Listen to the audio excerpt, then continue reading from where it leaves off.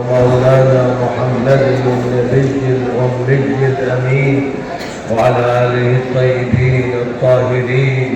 وأصحابه الغر الميامين. أما بعد، أعوذ بالله من الشيطان الرجيم.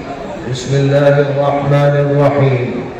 لقد كانت لكم أسوة حسنة في إبراهيم والذين معه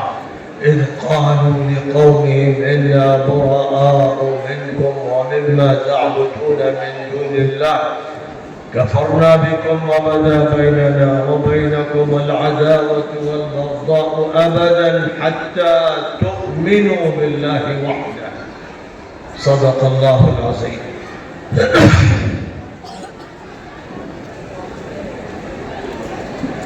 میرے محترم اور عزیز دینی اور ایمانی بھائیوں اور بہنوں، آج ہم لوگ جامعہ سید احمد شہید احمد آباد ملیح آباد ضلع لکھنؤ کے اس اجتماع میں حاضر ہیں جو ایک ایسی شب میں منعقد ہو رہا ہے جس کو شعبان کی 15ویں شب کہا جاتا ہے۔ 14 تاریخ اور 15 تاریخ کے درمیان کی یہ شب بڑی مبارک شب ہے۔ اللہ تعالیٰ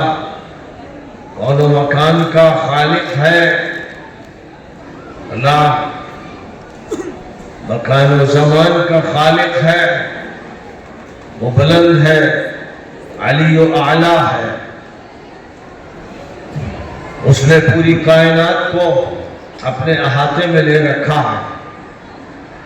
وہ اس پوری کائنات سے بلند و بالا ہے۔ نبی اکرم صلی اللہ علیہ وسلم کو جب مکہ مکرمہ سے مسجد اقصی لے جایا گیا تھا، یہ سن 10 نبوی کی بات ہے، اور کہا جاتا ہے کہ ماہ رجب میں واقعہ پیش آیا تھا۔ مسجد اقصی سے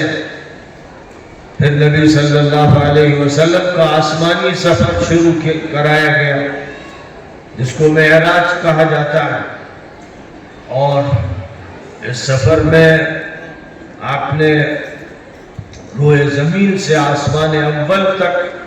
سفر کیا، اور پھر ایک آسمان سے دوسرے آسمان تک سفر کرتے کرتے 7ویں آسمان کی اس منزل تک پہنچے کہ جو اس کائنات کی آخری حد ہے، جس سرحد کو کراس نہیں کیا جا سکتا۔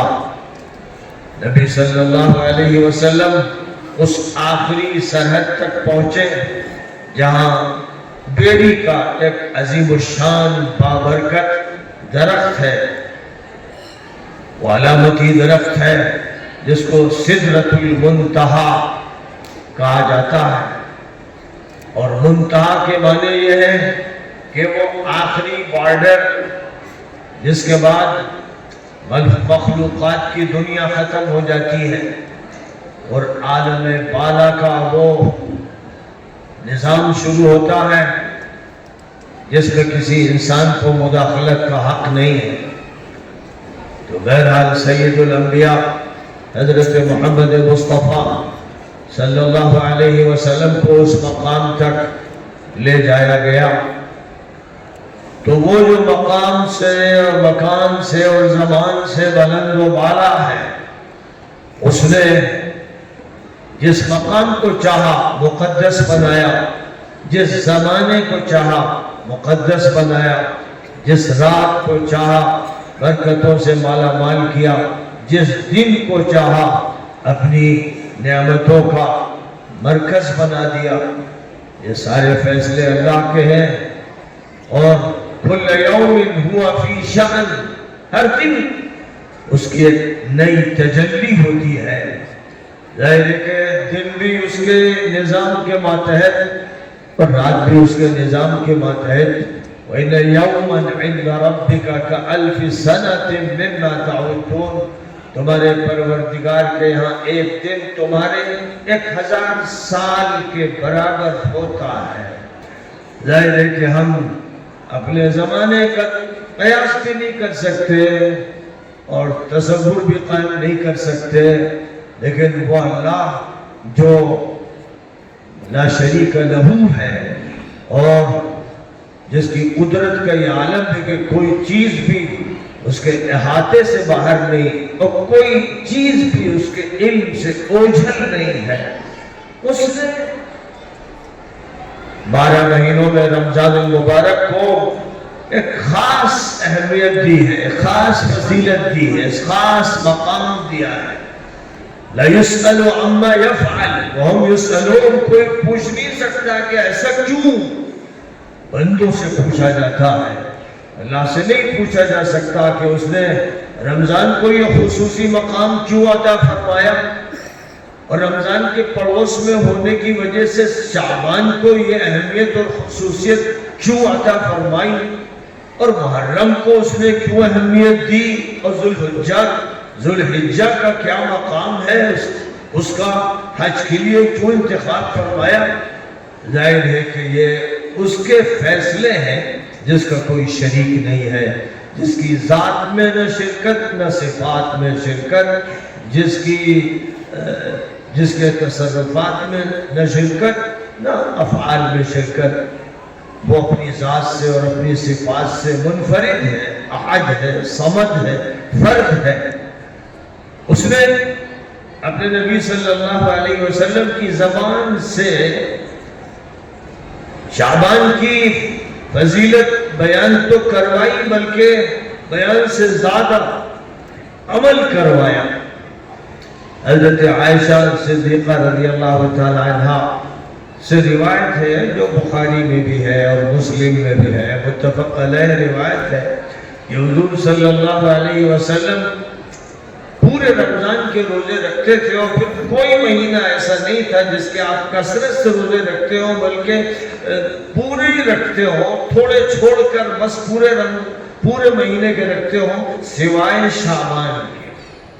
وہ کہتے ہیں کہ شعبان میں نبی صلی اللہ علیہ وسلم کثرت سے روزے رکھتے تھے، بلکہ کبھی کبھی تو ان کا یہ کہنا ہے کہ بس کچھ چھوڑ کر پورے شعبان کے روزے رکھتے تھے، اور یہ عمل رمضان کے استقبال میں کرتے تھے۔ نبی صلی اللہ علیہ وسلم کا جو استقبال رمضان ہے، ہمہ شما کی تو قدرت نہیں، وسعت نہیں، صلاحیت نہیں کہ ہم اس پر عمل کر سکیں، 2 مہینے کے روزے رکھیں۔ نبی صلی اللہ علیہ وسلم کا ایک معمول یہ تھا کہ ہر مہینے کے 3 روزے، خاص طور پر جو درمیان کی تاریخیں ہوتی ہیں ان کے روزے رکھا کرتے تھے، اور اسی کے ساتھ ساتھ دوشنبے کا روزہ اور جمعرات کا روزہ اہتمام سے رکھتے تھے، اور یہ فرماتے تھے کہ دوشنبے کو میری پیدائش ہوئی اور مجھے نبوت عطا کی گئی، میں اس وجہ سے اہتمام سے اس کا روزہ رکھتا ہوں۔ اور کبھی یہ بھی فرمایا کہ دوشنبے اور جمعرات کو اس دنیا کے جو اعمال ہیں وہ اللہ کی بارگاہ میں لے جائے جاتے ہیں ایک نظام کے تحت، اس لیے میں چاہتا ہوں کہ میرا عمل اس حالت میں اللہ کی بارگاہ میں پہنچے کہ میں روزے سے ہوں۔ اور ایک حدیث میں یہ بھی فرمایا گیا ہے کہ 15ویں شعبان کو یہ طے ہوتا ہے کہ اس سال کس کا انتقال ہوگا۔ 15ویں شعبان کو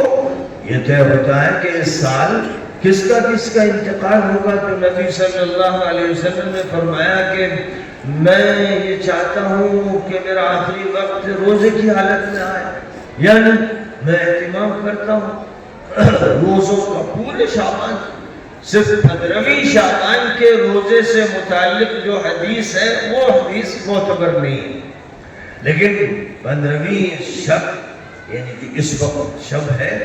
اس سے متعلق متعدد حدیثیں ہیں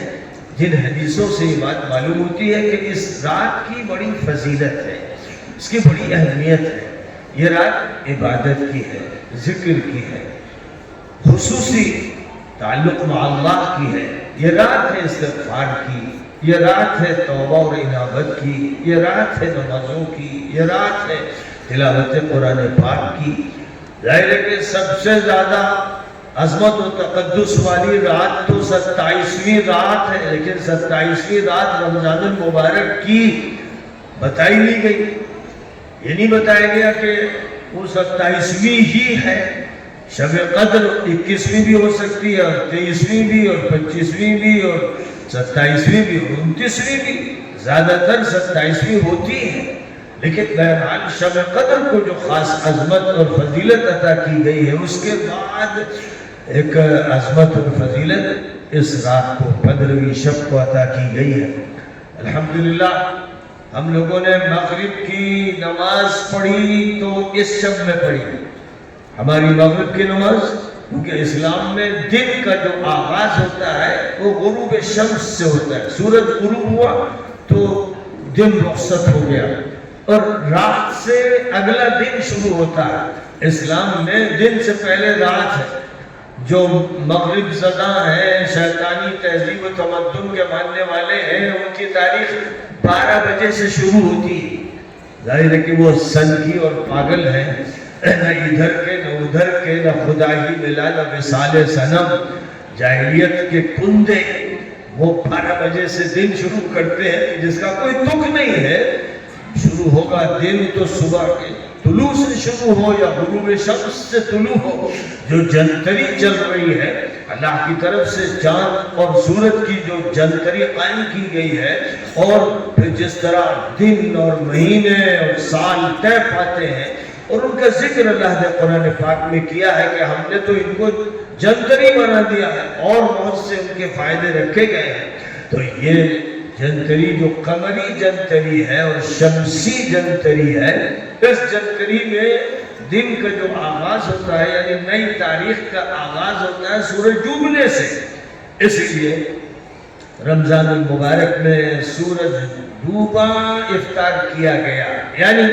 دن مکمل ہو گیا. جو وقت روزہ رکھنے کا تھا، طلوع فجر سے لے کر غروب شمس تک، وہ وقت مکمل ہو گیا. اور اس کے مکمل ہونے کے بعد جب کھانے کی اجازت دی گئی تو آغاز ہوا افطار سے، اور اس کے بعد صبح کے طلوع تک. اب یہ رات کا وہ وقت ہے جس میں روزے کا حکم نہیں ہے، اور روزے کے لیے جو چیزیں مطلوب ہیں وہ اب معمول بہا نہیں ہے. تو بہرحال اللہ تعالیٰ کی طرف سے یہ نظام ہے قمری تقویم کا اور شمسی تقویم کا.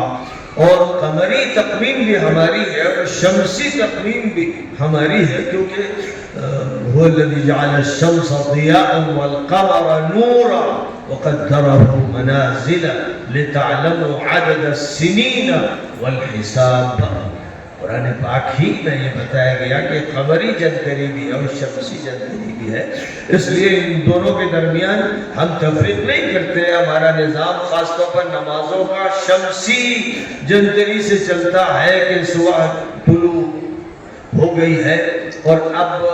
وہ وقت آ گیا ہے کہ سورج ڈھلنے لگا ہے. درمیان کے مقام سے اب مغرب کی طرف بڑھنا شروع ہو گیا ہے. ظہر کا وقت آ گیا ہے، اور اب ہر چیز کا سایہ اس کے مثل کے برابر ہو گیا ہے. عصر کا وقت آ گیا ہے، ظہر کا وقت ختم ہو گیا ہے، اور اس کے بعد اب سورج کا رنگ زرد پڑنے لگا ہے. مغرب کا وقت ختم ہو رہا ہے، اب عصر کا وقت ختم ہو رہا ہے، مغرب کا وقت قریب آ گیا ہے، اور سورج جیسے ہی ڈوبا مغرب کا وقت شروع ہو گیا. پھر اس کے بعد جو لالی ہے، شفق ہے افق پر، جب وہ لالی بھی ختم ہو گئی تو عشاء کا وقت شروع ہو گیا. یہ سارا نظام شمسی ہے، لیکن مہینوں کی تاریخوں کا نظام قمری ہے، اور دونوں اللہ تعالیٰ کی طرف سے دیے گئے ہیں. دونوں میں کوئی فرق نہیں ہے. تاریخوں کا مسئلہ الگ ہے کہ یہ تاریخ حضرت عیسیٰ علیہ السلام کی پیدائش سے شروع ہو رہی ہے، اور یہ تاریخ حضور صلی اللہ علیہ وسلم کی ہجرت سے شروع ہو رہی ہے، اور اسی طرح اور تاریخیں بھی وضع کی گئی ہیں. یہ اجتہادی مسائل ہیں، اور ان اجتہادی مسائل میں کوئی کسی پر حجت نہیں ہے. لیکن مسلمانوں کے لیے جو ایک نمونہ عطا کر دیا گیا ہے وہ یہ ہے کہ تاریخ ہجرت سے شروع کی گئی ہے. ایک فیصلہ لیا گیا، اور یہ فیصلہ حضرت علی مرتضی رضی اللہ تعالیٰ عنہ نے کیا، جس وقت حضرت عمر نے مشورے کی ایک میٹنگ منعقد کی اسی سلسلے میں کہ آغاز تاریخ کا کہاں سے کیا جائے۔ اسلام کی تاریخ کا جب شمار کیا جائے تو ولادت نبوی سے یہ عمل شروع کیا جائے یا حضور کی بعثت سے اس کا آغاز کیا جائے یا اور کسی تاریخ کو مثلا اسراء و معراج کی تاریخ کو بنیاد بنا لیا جائے، تو یہ سارے مسائل سامنے تھے۔ لیکن علی مرتضیٰ جو سب سے زیادہ بڑے فقیہ بھی تھے اور حکیم بھی تھے اور ذہین بھی تھے، اور کہنا چاہیے اگرچہ وہ حدیث تو اعلیٰ درجے کی نہیں ہے کہ انا مدینۃ العلم وعلی بابها، میں علم کا شہر ہوں، علی اس کا دروازہ ہے۔ اس حدیث کے متن پر کلام کیا گیا ہے، لیکن اس میں تو کوئی شک ہی نہیں ہے کہ اس حدیث کا متن 100% ایک واقعہ ہے، یعنی نبی صلی اللہ علیہ وسلم کے علوم کی گھٹی حضرت علی کو پلائی گئی، جس کا یہ نتیجہ ہوا کہ حضرت علی کو جو نسبت حضور سے حاصل ہوئی وہ کسی کو حاصل نہیں ہوئی۔ یعنی آپ نے فرمایا کہ علی منی وانا منہ، من تو شدم تو من شدی، یعنی علی میرے نمائندہ، علی میں ہوں، میں علی ہوں۔ عربی زبان میں جب یہ لفظ بولتے ہیں، اسی طرح آپ نے فرمایا حسین منی وانا من حسین، حسین میں ہوں، میں حسین ہوں۔ یہ ترجمہ اس کا ہے کہ من تو شدم تو من شدی، اس کے لیے یہ تعبیر استعمال کی جاتی ہے۔ تو بہرحال حضرت علی رضی اللہ تعالیٰ عنہ کا ایک خاص الخاص مقام ہے، وہ مقام سب سے بلند ہے، وہ نبی کی ذات کا عکس ہے، وہ اس کا پرتو ہے۔ صرف نبوت ان کو نہیں ملی، باقی تمام خصوصیات عطا کی گئی۔ اس لیے نبی صلی اللہ علیہ وسلم تبوک کی جب تشریف لے جا رہے تھے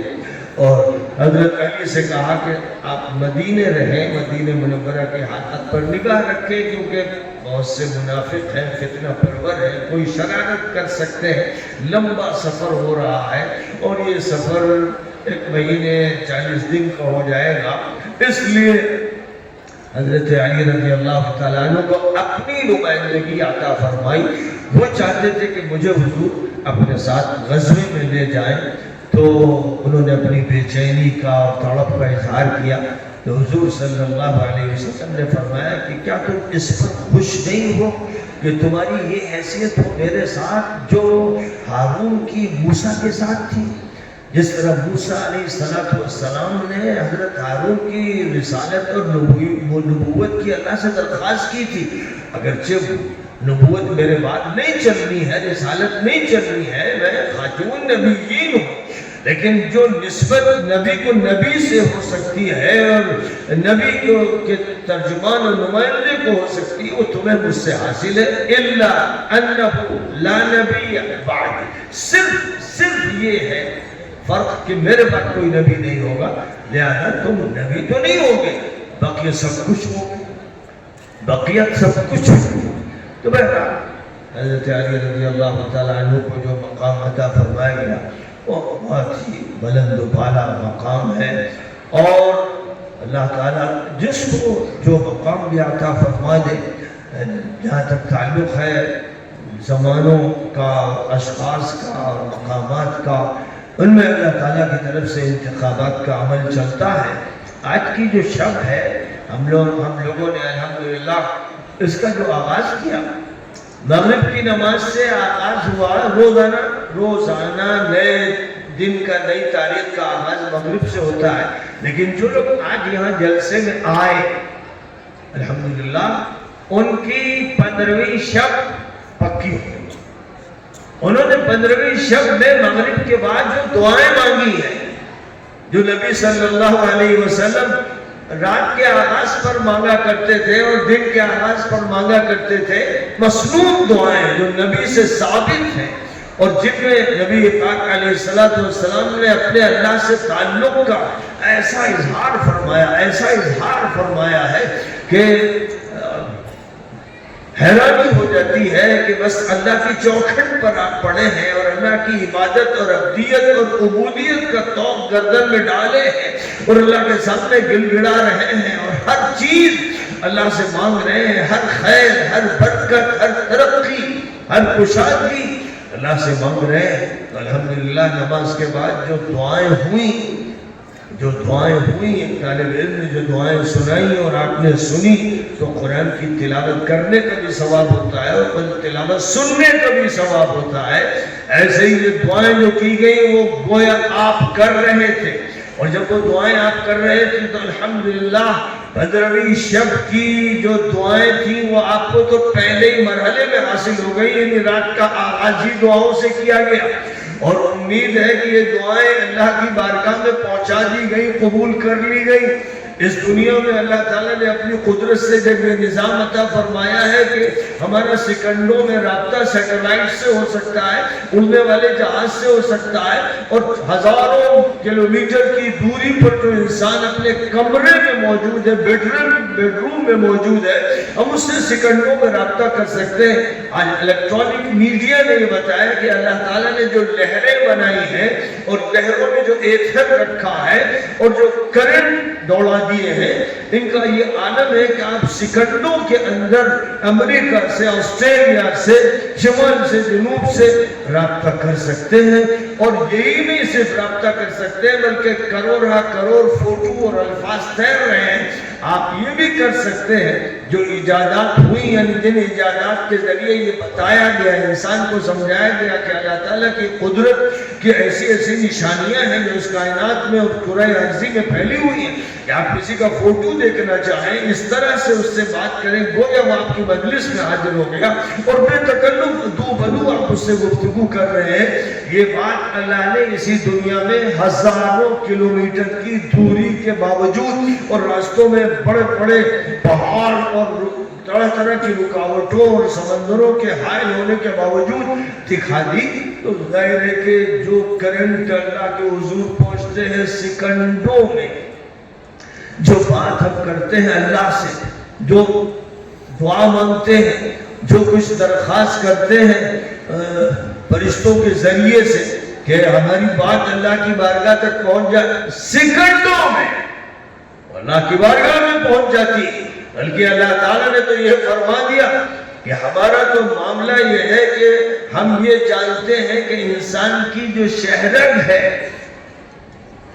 اس کی کیا حقیقت ہے, اس کے دل کے جو خیالات ہیں ان کی کیا حقیقت ہے, اس کے دماغ کی جو وسوسے ہیں, دماغ کے سیل میں جو اس کی معلومات ہیں, ہم تو انہیں بھی جانتے ہیں. کوئی مخفی بات ہم پر مخفی نہیں, کوئی راز ہم پر راز نہیں, ہر چیز سے ہم وقت واقفیت ہے. ظاہر ہے کہ یہ وہ علم ہے کہ جس کے بارے میں انسان سوچ بھی نہیں سکتا, انسان کے پاس تصور کی بھی طاقت نہیں ہے, لیکن اس پر ایمان ہے کیونکہ اللہ نے قرآن میں اس کو فرمایا اور انبیاء کرام سے یہ بات ارشاد فرمائی اور پھر انبیاء کرام کو جہاں چاہا بلایا اور جہاں چاہا ان کو ہم کلامی کا شرف عطا فرمایا. موسیٰ علیہ السلام جزیرہ نما سینہ طے کرتے ہوئے طور پہاڑ کے دامن میں آگ کی تلاش میں پہنچے اور وہاں معلوم یہ ہوا کہ وہ تو بارگاہ الہی بھی پہنچ گئے ہیں اور اللہ کی طرف سے کہا جا رہا ہے فَخْلَعْنَ عَلَيْكَ اِنَّكَ بِالْوَادِ الْمُقَدَّسِ طُوَى, موسیٰ چپل اتار دو, تم طویٰ کی مقدس وادی میں آ گئے ہو. وَأَنَا اخْتَرْتُكَ فَاسْتَمِعْ لِمَا يُوحَىٰ, میں نے تمہارا انتخاب کر لیا ہے, اب توجہ سے بات سنو کیا کہا جا رہا ہے. تو یہ تاریخ انسانی کے واقعات اور حالات ہیں. آج کی اس رات میں الحمدللہ مغرب بعد ہم لوگوں نے اللہ تعالیٰ سے بات کی اور اللہ کی خدمت میں درخواستیں پیش کر دی, اللہ سے دن اور رات کی مرادیں مانگ لی ہیں اور انفرادی اور اجتماعی زندگی کی نعمتیں مانگ لی ہیں, ہدایت مانگ لی ہے اور ذہن کا جلا مانگ لیا ہے اور دل کی صفائی ستھرائی مانگ لی ہے. الحمدللہ ہماری رات کا جو آغاز ہوا وہ اس سے اور اس کے بعد پھر جامعہ سید احمد شہید کے پروگراموں کا جو مظاہرہ کیا گیا, در حقیقت یہ مظاہرہ عام اسکولوں کی طرح اور عام کالجوں کی طرح نہیں ہے.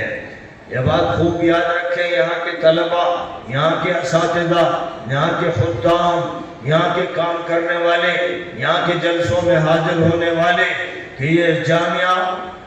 اپنے اپنے دور کی جاہلیت سے مارکہ آرائی کا محاذ ہے. ایک جاہلیت کا دور تھا آخری نبی صلی اللہ علیہ وسلم کے سامنے، جس سے آپ نے معرکہ شروع کیا، اور اللہ کی طرف سے یہ فرما دیا گیا اسی مکی دور میں کہ هو الذی ارسل رسوله بالهدى ودین الحق لیظہرہ علی الدین کلہ ولو کرہ المشرکون۔ اللہ نے اپنے پیغمبر کو، اپنے رسول کو ہدایت دے کر اور دین برحق دے کر بھیجا اس لیے ہے کہ ان کو تمام ادیان و مذاہب پر غالب کر دے، چاہے شرک کرنے والوں کو کتنا ناگوار گزرے۔ اس مقصد کی خاطر بعثت ہوئی تھی، اور اس مقصد کی خاطر بعثت جس ماحول میں ہوئی تھی وہ مکہ مکرمہ سے چند کلومیٹر کے فاصلے پر جبل النور کے غار حرا کا ماحول تھا، جس میں رسول اللہ صلی اللہ علیہ وسلم 6 ماہ سے پابندی کے ساتھ جاتے تھے، کئی دن کے لیے ایسی خلوت میں وقت گزارتے تھے کہ قریب کیا دور تک کوئی انسانی بچہ نہیں۔ پہاڑ کی چوٹی پر غار میں بیٹھ کر کیا کرتے تھے، اللہ سے کس طرح مانگتے تھے، کیسے توڑتے تھے، کیسے بلکتے تھے۔ واقعہ یہ ہے کہ الفاظ نہیں ہیں، اور وہ دور تصویروں کا نہیں تھا کہ نبی صلی اللہ علیہ وسلم کی جو کیفیات تھیں، جو آپ کا قیام تھا، رکوع تھا، سجود تھا، جو کچھ بھی آپ اس وقت کر سکتے تھے اس کی کیا شکل ہوتی تھی۔ لیکن بہرحال غار حرا میں جس وقت جبرائیل امین آئے اللہ تعالیٰ کا وہ پیغام لے کر، جس پیغام کے ذریعے سے اس دور کی جاہلیت سے مقابلہ کرنا تھا، اور جاہلیت سے مقابلہ کرنے کے لیے سب سے پہلے اس کی ضرورت ہوتی ہے کہ ذہن سازی کی جائے، اس کی ضرورت ہوتی ہے کہ دل کا تزکیہ ہو، اس کی ضرورت ہوتی ہے کہ جسم کو پاک کیا جائے، اس کی ضرورت ہوتی ہے کہ اچھے کیڈرز تیار کیے جائے، اس کی ضرورت ہوتی ہے کہ نوجوانوں کو تیار کیا جائے اور خواتین کو تیار کیا جائے۔ اس کے لیے جو طریقہ کار بتایا گیا وہ جبرائیل امین نے یوں بتایا، بسم اللہ الرحمن الرحیم، اقرأ باسم ربک الذی خلق، خلق الانسان من علق، اقرأ وربک الاکرم الذی علم بالقلم، علم الانسان ما لم يعلم۔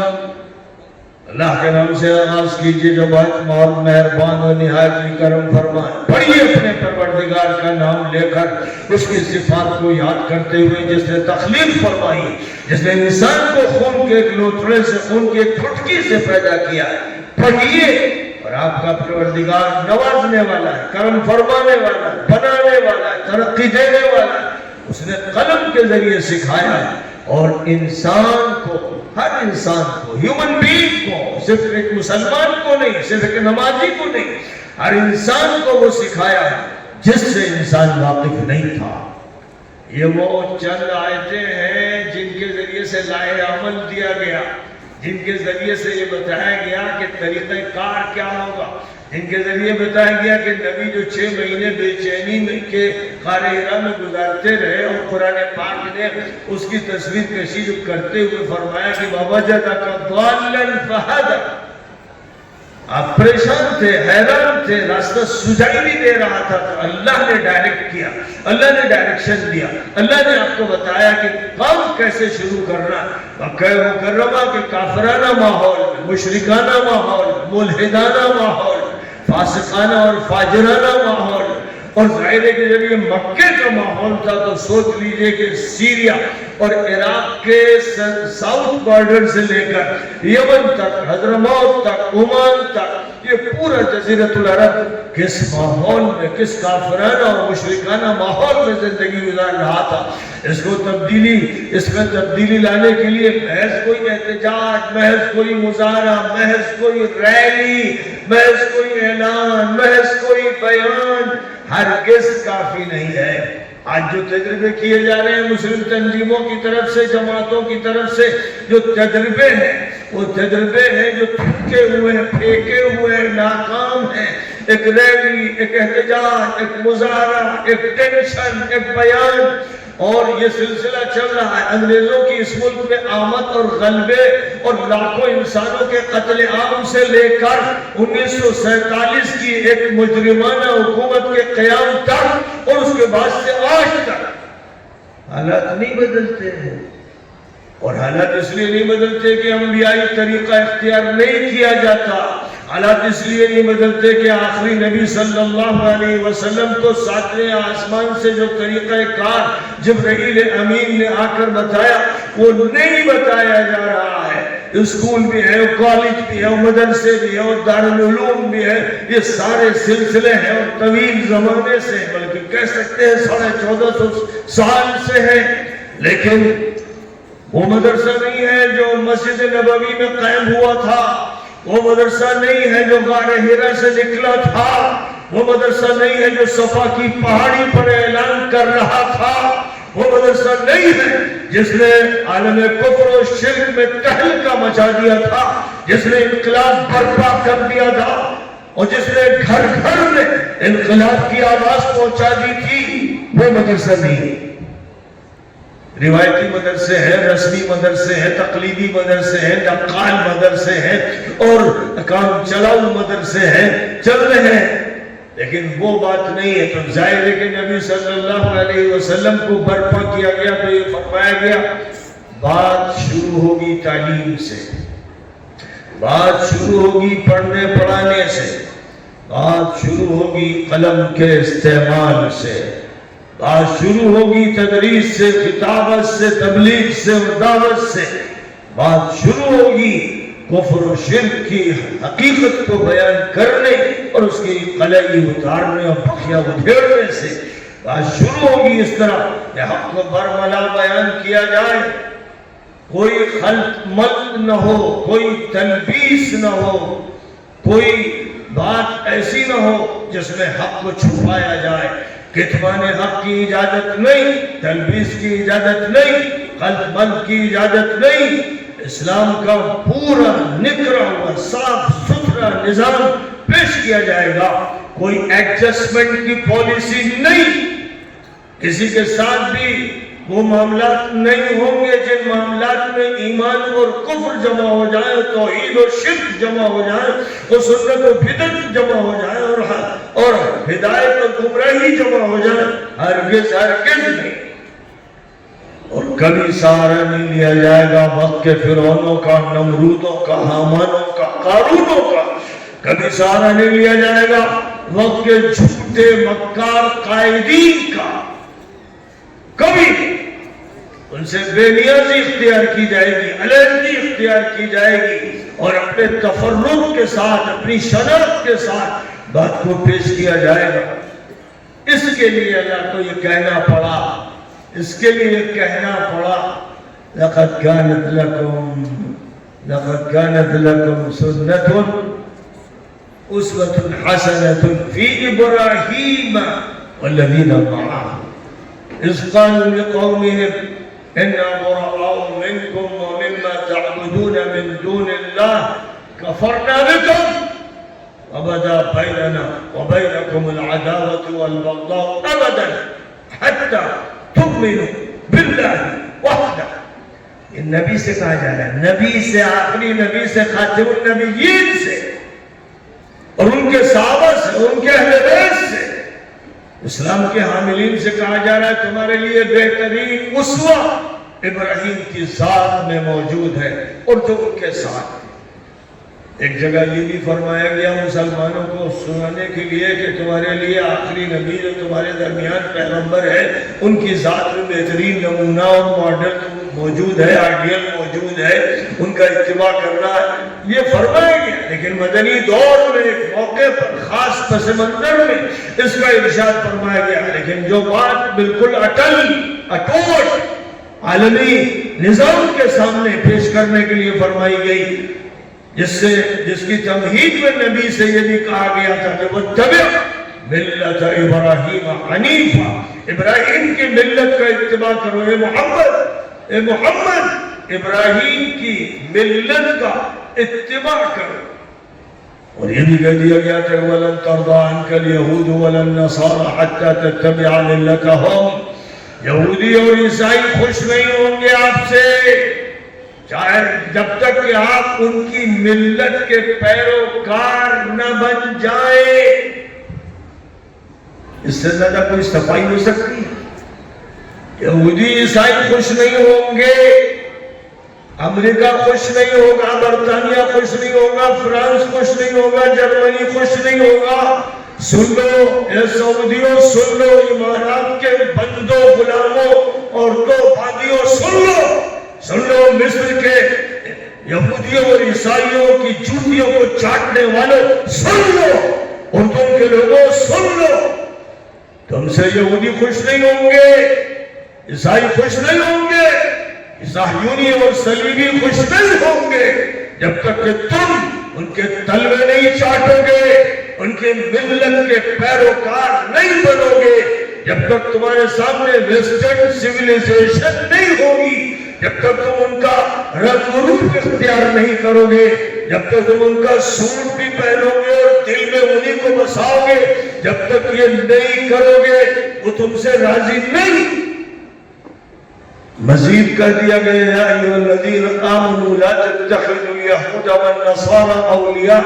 بعضهم اولیاء بعض ومن يتولهم منكم فانه منهم۔ ایمان والو، یہودیوں سے، صہیونیوں سے، عیسائیوں سے، صلیبیوں سے دوستیاں مت رچاؤ۔ آپس میں ایک تھیلے کے چٹے بٹے ہیں، ایک حمام کے ڈنگے، وہ غلیظ ہے، ناپاک ہے، مجرم ہے،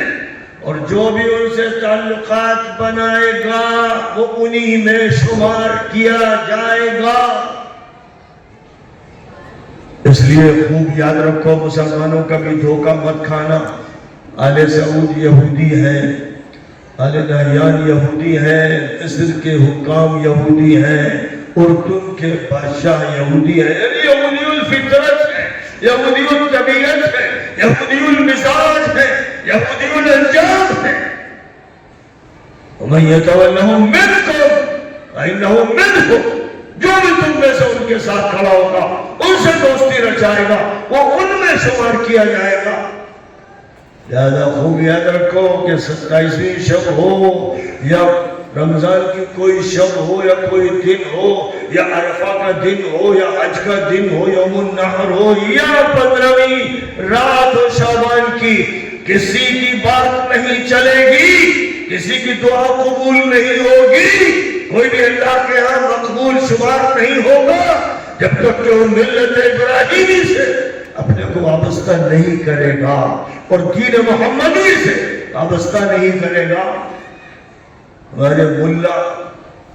ادھر ادھر کی باتیں کرنے والے، جھوٹی سچی حدیثیں سنانے والے پوری امت کو معاف کروا دیتے ہیں۔ وہ کتنی بدمعاشی کرے، 15ویں شب میں رات بھر سینما دیکھے، زنا کرے، بدکاریاں کرے، بدمعاشیاں کرے، مغفرت ہو گئی، رات آئی، تم سب کی مغفرت۔ جو قاتل ہے جن کے بارے میں قرآن کہتا ہے جس نے ایک مومن کو مار دیا وہ جہنمی ہے ابد الآباد کے لیے، اس پر اللہ کی لعنت، اس پر اللہ کا غضب۔ جو قرآن کا انکار کرتا ہے، دھڑلے سے کہتا ہے، اس کی بھی معافی ہو گئی، وہ چور، چکیت، ڈکیت، مجرم، حدیثوں میں تحریف کرنے والا اور قرآن کے معنی بدلنے والا اس امت کا ڈکیت ہے۔ وہ یاد رکھو، دین محمدی اور ملت ابراہیمی سے اگر تم نہیں چمٹے رہتے تو پھر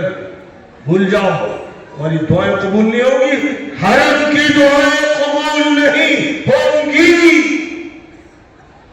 سینکڑوں سال سے جو دعائیں مانگ رہے ہیں مکہ مکرمہ میں حرم کے امام اور جو مدینہ منورہ مسجد نبوی کے امام جو دعائیں مانگ رہے ہیں ان کے منہ پہ باری جا رہی ہے، عوام رو رہے، تڑپ رہے، بلک رہے، اور کبھی دعا کرنے والے ائمہ حرمین بھی رو رہے ہیں، لیکن اللہ کی طرف سے یہ فیصلہ ہے تمہاری دعائیں قبول نہیں ہوگی کیونکہ تم ان حکمرانوں کے ساتھ کھڑے ہو جو یہودی ہیں، جو عیسائی ہیں، جو صلیبی ہیں، جو صہیونی ہیں، تم ان کے دوست ہو جو ظالم ہیں، جو مجرم ہیں، تمہاری دعائیں تمہارے منہ پہ باندھ دی جائیں۔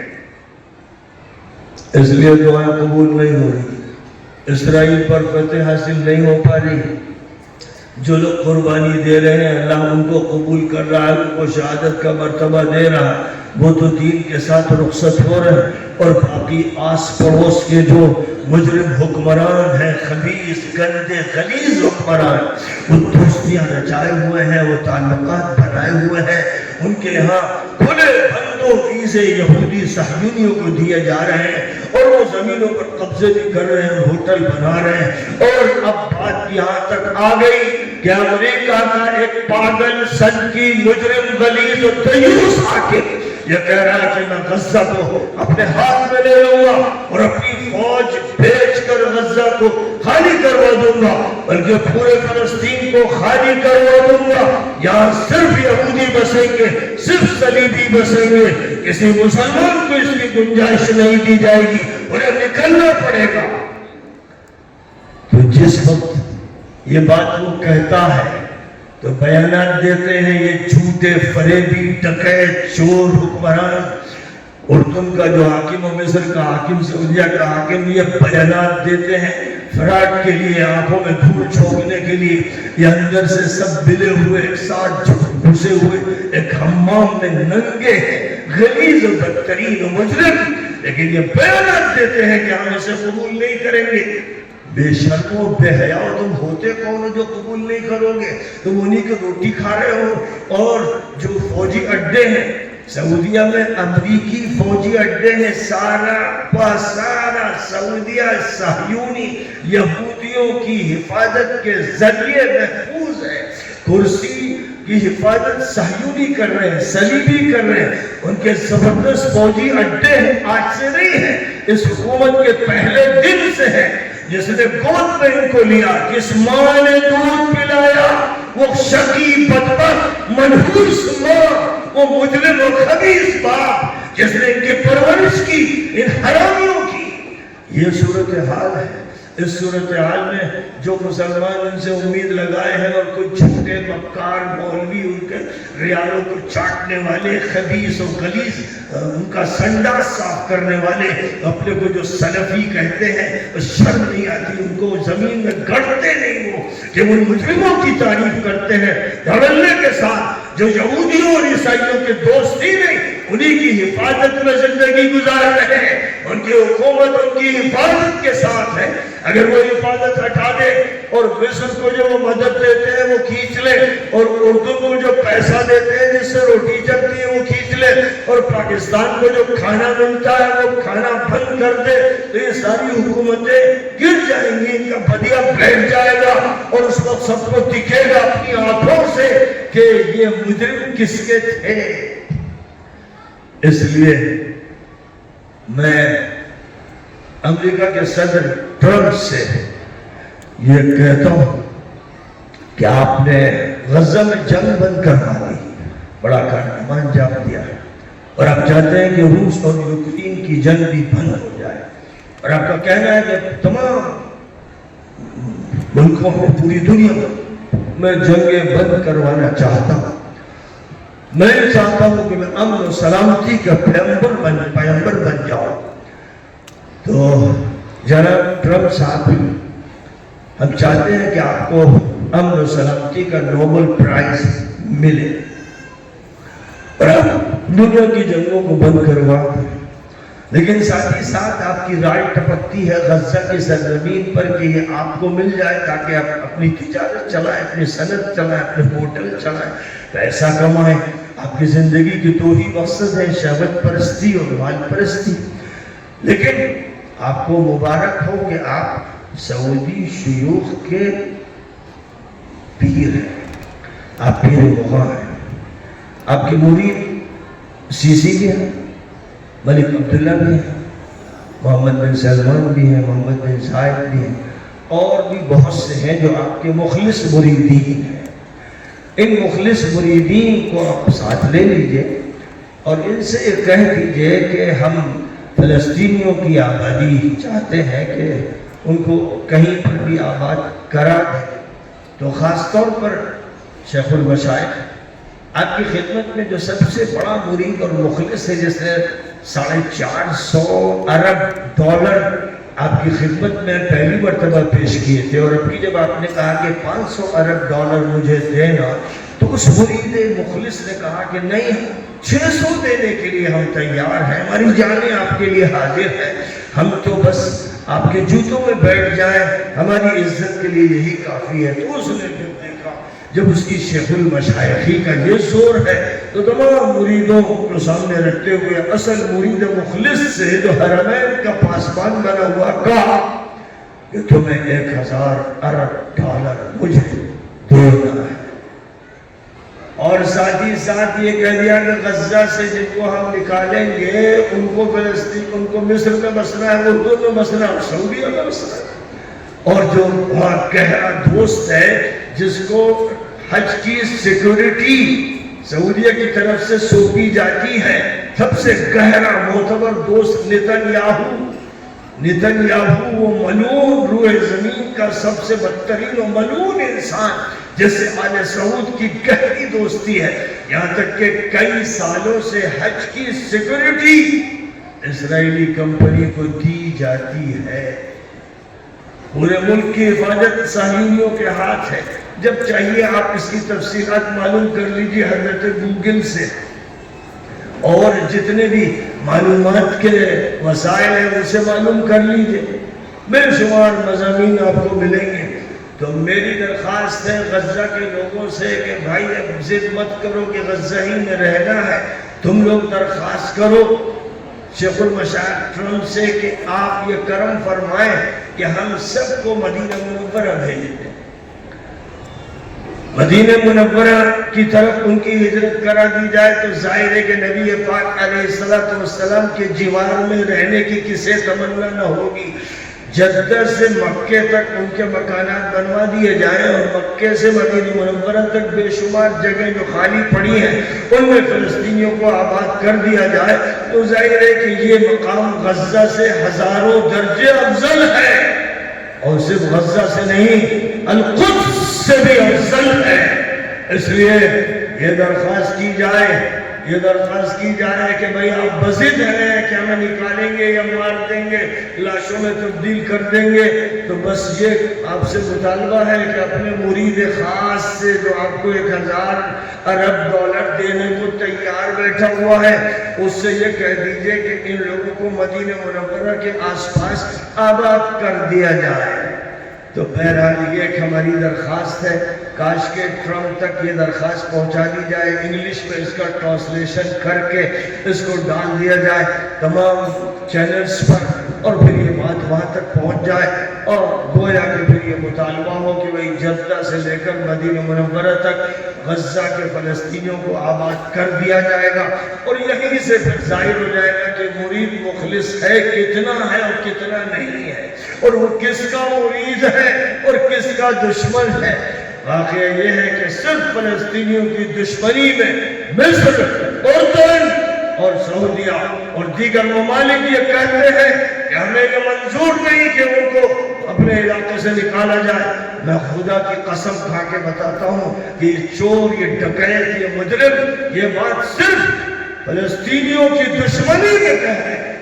یہ نہیں چاہتے کہ فلسطین کے سچے پکے کھڑے اور مجاہد مسلمان ان کے علاقوں میں جائیں جہاں انہوں نے سینکڑوں ہزاروں کو شہید کیا ہے اور ہزاروں کی جیلوں میں ہیں،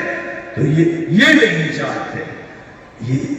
مسئلہ فلسطینیوں کے بقا کا نہیں ہے۔ اگر غزہ میں اسرائیل فلسطینیوں کے روزانہ 1000 لوگ مارے تو آپ دیکھ لیں گے کہ یہ حکومتیں خوش ہوں گی، اور یہ سب دف بجائیں گی اور تالیاں بجائیں گی، جو کرتی رہی 1.5 سال تک جو کرتی رہی، عملی ثبوت ہے۔ تو بہرحال آج کی اس شب میں اپنے تمام نوجوانوں سے کہتا ہوں کہ جو اللہ نے فرمایا کہ لَقَدْ كَانَتْ لَكُمْ أُسْوَةٌ حَسَنَةٌ فِي إِبْرَاهِيمَ وَالَّذِينَ مَعَهُ، ابراہیم جو ان کے ساتھ تھے ان کے نمونے کو تمہیں اپنے سامنے رکھنا ہے۔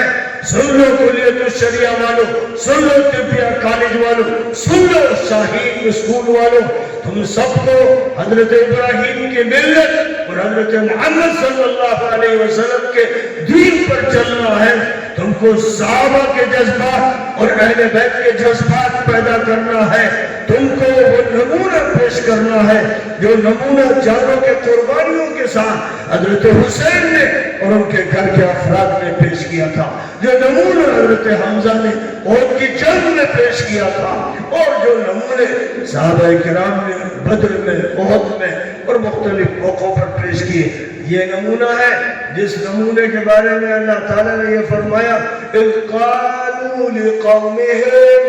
إِنَّا بُرَآءُ مِنْكُمْ وَمِمَّا تَعْبُدُونَ مِنْ دُونِ اللَّهِ۔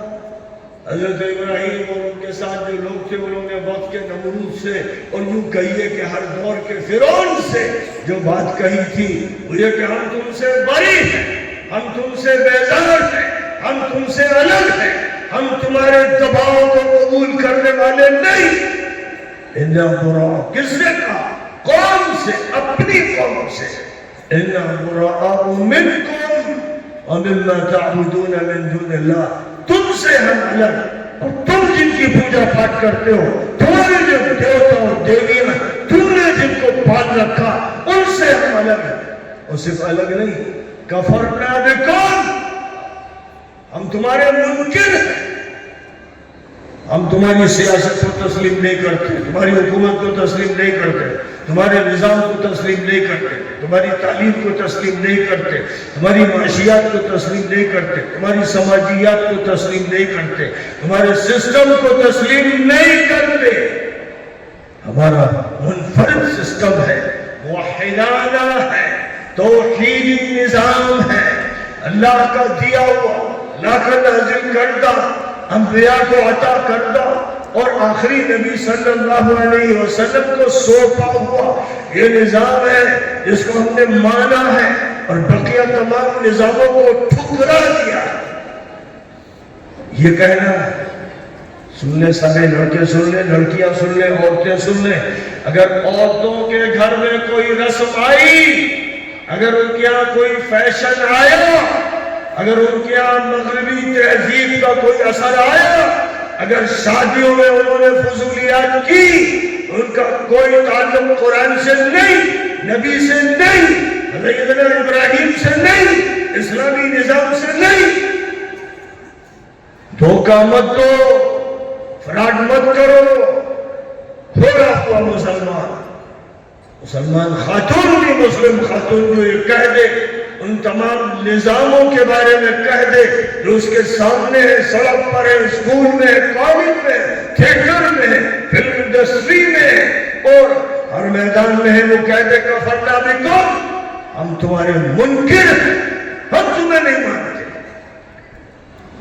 جب تک یہ بات پیدا نہیں کرو گے تو دباؤ میں آؤ گے اور تمہیں ٹھوکا جائے گا اور پیٹا جائے گا، موب لنچنگ ہوگی اور تمہارے خلاف قانون پاس ہوں گے اور سب کچھ ہوتا رہے گا اور ایک بیان ہوگا کہ ہماری شریعت میں مداخلت نہ کی جائے۔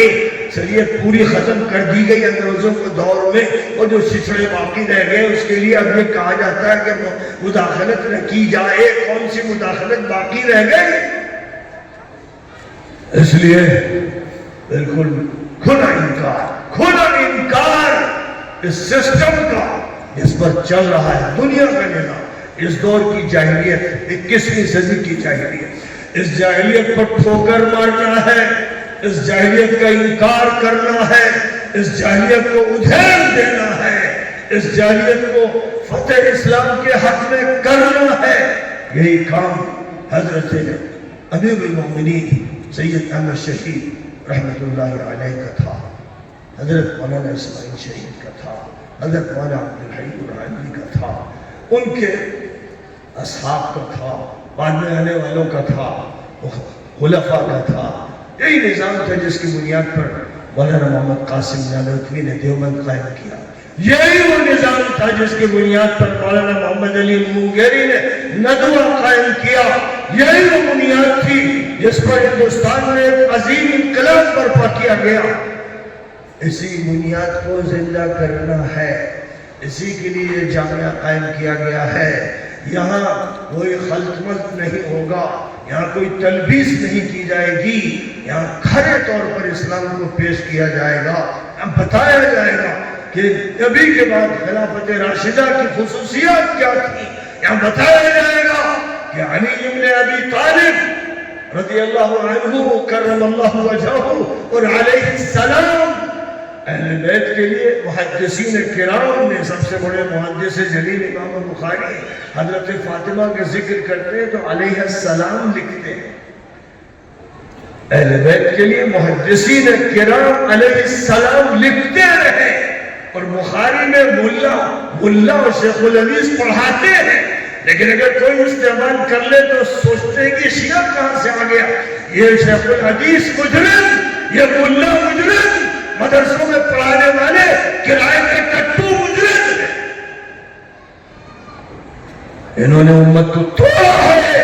انہوں نے امت کو کاٹا ہے. یہ حضور کے چمن کے پھولوں کو اور پتوں کو توڑنے والے اور شاخوں کو کاٹنے والے مجرم. یہ بڑے بڑے شیوخ بنے ہوئے ہیں. شیوخ ایک شیخ المشائخ طرف تو آئی ہے، ان کا سلسلہ تربیہ ہے جس میں کتنے مرید ہیں جو سلفی کہتے ہیں میرے کو. اس طریقے کے مرید ہیں، وہ چشتیوں کے خلاف ہے، قادریوں کے خلاف ہے اور طرق کے خلاف ہے، لیکن طریقہ تربیہ کے مخلص مرید ہیں. ایسے ہی ہمارے یہاں اور سے مدارس میں اس طرح کے ملے سلے ہیں، ان کا کام امت میں تفریق پیدا کرنا ہے. یہ بھول جاتے ہیں کہ اس امت میں تفریق کے کوئی معنی نہیں ہے. جیسی امت مکہ مکرمہ میں تھی اور جیسی مدینہ منورہ میں تھی، ایسی امت قائم ہونی ہے، وہی واپس جانا ہے. یہی تجدید کا نام ہے. تو بہرحال یہ کھلی دعوت سب کے سامنے آ جانی چاہیے. آج کے اس موقع پر جب میں یہ بات کہہ رہا ہوں، خلفائے راشدین کا جو سلسلہ ہے، اس سلسلے کے جو خاتم ہیں سیدنا امامنا علی بن ابی طالب، ان کی شخصیت پر حضرت مولانا سید ابو الحسن علی حسنی ندوی رحمۃ اللہ علیہ نے، جو میرے بڑے ہی محبوب نانا تھے، مخدوم تھے، معظم تھے، اور مجھے اپنا نمائندہ بنا کر دنیا میں بھیجتے تھے. ان کی کتاب المرتضی امیر المومنین علی بن ابی طالب بہت پہلے لکھی ہوئی موجود ہے، غالباً 1980 کی لکھی ہوئی ہے. لیکن میں نے جس وقت کتاب آئی تھی اس وقت بھی مطالعہ کیا، اور بعد میں زیادہ گہرائی کے ساتھ اس کا مطالعہ کیا، سطر کو پڑھا، لفظ کو پڑھا، تو مجھے یہ اندازہ ہوا کہ بہت سی حدیثیں چھوٹ گئی ہیں جو لازماً درج ہونی چاہیے، اور ان حدیثوں کے چھوٹ جانے کی وجہ سے بہت سی تفصیلات نہیں آ سکی، بلکہ ان کے بالمقابل وہ تفصیلات آ گئی ہیں جو ان احادیث کی روشنی میں کسی طرح درست نہیں تھی. لیکن بڑے بڑوں سے غلطی ہوتی ہے. صحابہ کی غلطیوں پر ٹوکا جاتا تھا، صحابہ کو ٹوکتے تھے. کبھی عائشہ استدراک کرتی تھی کسی صحابی پر، کبھی حضرت عبداللہ بن عباس کرتے تھے. بعد میں امام ابو حنیفہ ہوں یا امام مالک ہوں یا امام شافعی ہوں یا امام احمد ہو اور دیگر ائمہ ہوں، ان پر استدراکات ہوتے تھے، ان کی غلطیوں پر متنبہ کیا جاتا تھا اور وہ اعتراف کرتے تھے اور یہ بات کہہ دیتے تھے کہ بھئی میری کوئی رائے، میرا کوئی فتویٰ صحیح حدیث کے خلاف ہو، اگر یہ ثابت ہو جائے تو تم میرے فتوے کو دیوار پر پٹخ کر مار دینا. یہ سکھایا تھا ائمہ نے. یہی صحیح مسلک ہے. حضرت مولانا کی اس کتاب پر میں نے جب مکمل جائزہ لے لیا تو ارادہ کیا کہ نوٹس چڑھانے ہیں، حاشیہ اس پر لکھنا ہے، تعلیقات کرنی ہے، بہت سے مقامات تشنا ہے، بہت سے مقامات میں بات خلط ملط کر رہی ہے اور جو بات پوری صفائی کے ساتھ آنی چاہیے وہ نہیں آ سکی ہے، جس کا نقصان جو بہت بڑا ہوا وہ یہ کہ ایک ٹولہ ناصبی ہو گیا. ندوہ میں بھی ہے، دیوبند میں بھی ہے اور جگہوں پر بھی ہے، اور وہ منکر حدیث ہو گیا. یعنی اس میں اتنی ڈھٹائی پیدا ہو گئی، اتنی بے شرمی پیدا ہو گئی کہ وہ دھڑلے سے ان صحیح حدیثوں کا انکار کرنے لگا جن کی شہادت حدیث کی صحیح کتابیں دے رہی ہیں اور روایتیں دے رہی ہیں، اور اس سے دعوے کرنے لگا جو بے بنیاد ہے، اور قرآن پاک کی تفسیر میں ڈنڈی مارنے لگا. یعنی قرآن کی تحریف ہو رہی ہے، دھڑلے سے ہو رہی ہے، کیونکہ ہمارا یہ عقیدہ ہے۔ اب اس عقیدے کے خلاف جو آیت بھی ہے ہم اس آیت کو فراموش کر دیں گے، پسے کچھ ڈال دیں گے، اس کی تفسیر نہیں کریں گے، کچھ نہ کچھ کریں گے۔ یہ وہ حرکت ہے جو کی گئی، سنیوں نے یہ حرکتیں کی، شیعوں نے یہ حرکتیں کی، معتزلہ نے کی، اور جو بھی فرقے بنائے گئے شیطانوں نے جو فرقے بنائے انہوں نے یہ تحریفات کی، کیونکہ بغیر تحریفات کے فرقے نہیں بنتے۔ تو اللہ کا فضل ہے، بڑا شکر ہے اس رات مبارک رات میں مجھے یہ توفیق مل رہی ہے کہ المرتضیٰ میں نے اپنی تعلیقات اور حواشی کے ساتھ اور صحیح حدیثوں کے اضافوں کے ساتھ اور صحیح حدیثوں کے بیانات کے ساتھ اور قرآن پاک کی آیات کی قطعی ہدایات کے ساتھ جہاں بھی کوتاہی ہو گئی، کوئی فروگزاشت رہ گئی، اور اس کو ختم کرنے اور کتاب کو اور زیادہ معتبر بنانے کی کوشش کی، تو اللہ کا فضل ہے کہ یہ کتاب تباہ ہو کر آ گئی ہے۔ اور المرتضیٰ جس کو بھی پڑھنا ہے، یاد رکھیے بہت سے لوگ ڈنڈی مارنے والے مجرم ناصرین اور منکرین حدیث یہ کہیں گے کہ مولانا کی المرتضیٰ یہ ہے اور یہ تو مولانا سلمان کی ہے۔ یاد رکھیے گا کہ جب بھی کوئی زبان سے یہ لفظ بولے تو سمجھ لیجئے گا یہ گھسپیٹیا، یہ مجرم، یہ محرف اور یہ ایک خطرناک تفرقہ پیدا کرنے والا انسان ہے۔ حقیقت یہ ہے کہ یہ کتاب بہت زیادہ معتبر ہو چکی ہے، مستند ہو چکی ہے، دلائل سے اس کتاب کے مضامین کو پیش کیا گیا ہے۔ لہذا جس کو بھی المرتضیٰ اب پڑھنی ہے، میں ہوں مولانا کا نواسہ، میں ہوں مولانا کے ترجمان، اور تعلی نہیں کرتا، لیکن مولانا نے فرمایا کہ سلمان میرے جانشین ہے۔ ایک واقعہ ہے بغیر فخر کے میں اس بات کو بتاتا ہوں، لوگوں کو یہ بات معلوم ہونی چاہیے، جس کو چھپایا جاتا ہے، بگاڑا جاتا ہے، جو فتنہ پرور لوگ ہیں وہ کیا نہیں کرتے۔ بہرحال یہ نسخہ ہے المرتضیٰ کا، یہاں فروغ بھی ہو رہا ہے اور انشاءاللہ ہر جگہ نسخہ پہنچایا جائے گا، اور اس نسخے کو جو لوگ پڑھ لیں گے وہ اچھی طرح سے خلافت راشدہ کو سمجھ لیں گے، اور خلافت راشدہ کے بعد نبی کے کہنے کے مطابق جو ظالمانہ اور مجرمانہ اور قاتلانہ حکومت آئی اس کو سمجھ لیں گے اور اس کا دفاع نہیں کریں گے، ورنہ حوض کوثر سے محروم کیے جائیں گے، مارے جائیں گے، فرشتے دھکے دے کے ہٹا دیں گے۔ یہ نبی کا فرمان ہے، اس لیے خلافت راشدہ حجت ہے، نبی کا دور سب سے زیادہ حجت ہے، قرآن اس سے بھی زیادہ حجت ہے۔ اس ترتیب کے ساتھ دین کو سمجھنا ہے، اور ساتھ ہی ساتھ ایک بڑی اہم بات، بڑی خطرناک بات یہ ہے کہ آپس میں لوگ لڑتے ہیں، اس کے نتیجے میں دلوں میں کینہ رکھتے ہیں، حسد رکھتے ہیں، عداوت کرتے ہیں، اور الزامات تراشی کرتے ہیں، جھوٹ بولتے ہیں، فراڈ کرتے ہیں، مقدمے بازیاں کرتے ہیں، یہ سب کرتے ہیں، جس کے نتیجے میں 15ویں شعبان میں ان کی دعا قبول نہیں ہوتی، شب قدر میں ان کی دعا قبول نہیں ہوتی، حج میں ان کی دعا قبول نہیں ہوتی، عرفات میں ان کی دعا قبول نہیں ہوتی، کیونکہ یہ شرط ہے۔ جتنی بھی حدیثیں نقل کی گئی ہیں دعاؤں کے بارے میں، ان میں یہ فرمایا گیا ہے کہ اس مسلمان کی دعا قبول ہوگی جو شرک نہ کرتا ہو اور اس کا دل کینے سے حسد سے عداوت سے خالی، وہ صرف نفرت کرے ظالموں سے، مجرموں سے، خطا کاروں سے، اللہ کے باغیوں سے، نبی کے باغیوں سے، خلفاء راشدین کے باغیوں سے، کہ وہ فرض ہے۔ باقی جتنے مسلمان ہیں ان سے دل کے اندر اگر قدورت رکھتا ہے، بغض رکھتا ہے، حسد رکھتا ہے، کینہ رکھتا ہے، وہ کتنا بڑا صوفی بنے، ملا بنے، اس کی دعائیں قبول نہیں ہوگی، وہ مردود ہے۔ یہ حدیثوں میں فرمایا گیا بہت کثرت سے، ہمارے پر نانا، حضرت مولانا علی میاں صاحب کے والد محترم علامہ سید عبدالحی حسنی رحمۃ اللہ علیہ نے اپنے ہی خاندان میں دیکھا کہ بڑی دوریاں ہیں، خدورتیں ہیں، اور ایک دوسرے سے اتنا اختلاف کے بات کے لیے تیار نہیں، سلام کا جواب دینے کے لیے تیار نہیں۔ یہ صورتحال 1920 میں حضرت مولانا عبدالحی صاحب رحمۃ اللہ علیہ نے اپنے ہی خاندان میں دیکھی تو ایک رسالہ اصلاح اسلام سے لکھا،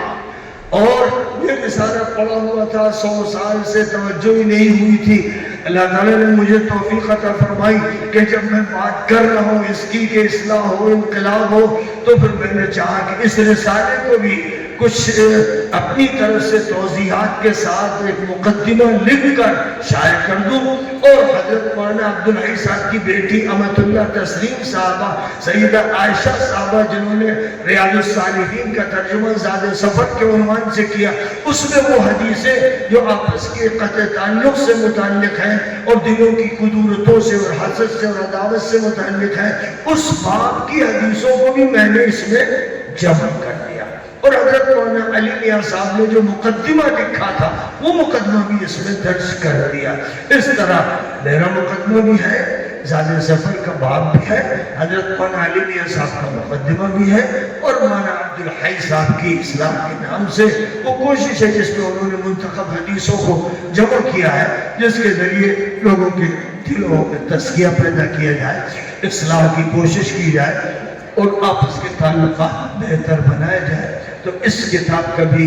اس وقت اجرا کیا جا رہا ہے، اصلاح کا بھی